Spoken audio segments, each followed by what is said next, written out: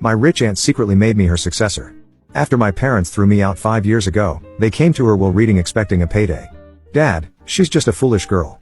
But when? The lawyer dropped the bombshell. They lost IT. When I turned 18, my parents threw me out of the house with nothing but a backpack and $50 to my name. You're a failure, my father growled as I stumbled down the driveway that had always looked perfect. No daughter of mine would pick art over medical school. My mother stood next to him, her arms folded, her diamond tennis bracelet sparkling in the sun. We've given you everything, Sarah, and this is how you repay us? By throwing your life away? Everything they gave me always came with conditions. The piano lessons I loved were only for my college application. The art supplies I cherished were allowed because they thought it would make me look better on my resume. Even volunteering at the animal shelter had to stop because it wasn't prestigious enough for them. I still remember standing at the edge of the driveway, watching those huge iron gates close behind me. The house I grew up in, with its luxurious columns and perfect gardens, suddenly felt like a cage I was escaping. But leaving at 18, broke and without a plan, was terrifying. That's when Aunt Isabella showed up. I didn't know she was there that day. I didn't realize she had been watching everything from her sleek black Mercedes parked down the street. My father's older sister, Aunt Isabella, had always been the family's black sheep.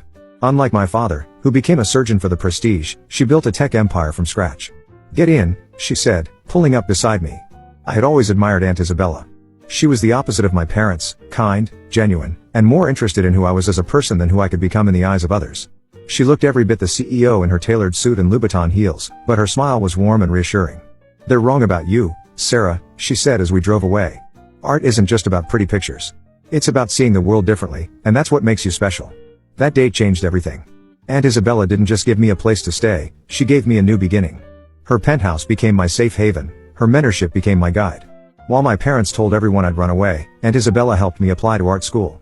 She saw what they couldn't, that I had the potential to change the way people interact with technology through my designs. For the next 5 years, I thrived. I graduated at the top of my class and joined Isabella's company, Montgomery Tech, creating innovative user interfaces. My parents never reached out, not a single call.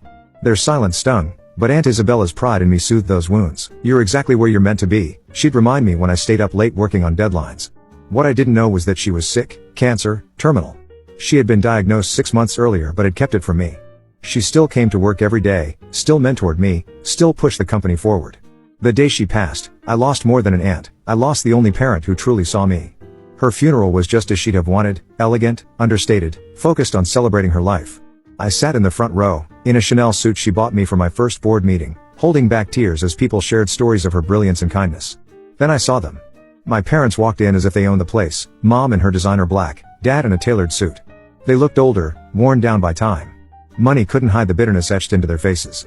They spotted me right away, and my mother's voice was sickly sweet as she approached. Oh, Sarah, we've been so worried. I almost laughed. 5 years of silence, and now they were worried? What are you doing here? I asked, keeping my tone calm. Aunt Isabella had taught me how to handle pressure with grace. She was my sister, my father said stiffly. Of course we're here. And you, it's time to come home, Sarah. This little rebellion has gone on long enough. Before I could respond, a tall woman in an impeccable suit interrupted us. Miss Montgomery, she said, addressing me. I'm Victoria Chen, your aunt's attorney. The will reading is about to begin. Could you join me, please? My parents' expressions shifted instantly. The will? My father's voice sharpened with interest. But we're her only family. Surely, Victoria's expression remained professional, though I caught a hint of satisfaction in her eyes. All will be explained soon, she replied. We gathered in a small, tense room. My parents sat across from me, pretending to be concerned while clearly anticipating the contents of the will. I held onto the silver key pendant Aunt Isabella had given me for my birthday, engraved with the words Future Unlocked. Victoria opened her briefcase, and before she began, she asked me to show her the pendant. My parents looked confused as I handed it over. She nodded, then proceeded. To my brother, Richard, and his wife, Margaret, my father leaned forward eagerly.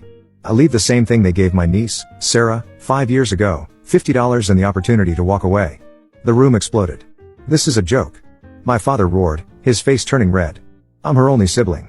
But Victoria calmly continued reading the will as if he hadn't spoken. To my beloved niece, Sarah Montgomery, I bequeath my entire estate. This includes, but is not limited to, my controlling shares in Montgomery Tech, valued at $2.8 billion, all real estate holdings, both domestic and international, my complete investment portfolio, and full ownership of Montgomery Industries. My mother's designer handbag slipped from her grasp, hitting the floor with a soft thud. This can't be true, she whispered in disbelief. Miss Chen continued without pause.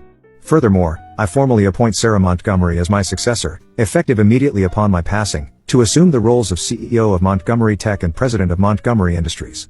The key hanging around my neck suddenly felt heavier. This was what Aunt Isabella had been preparing me for all along.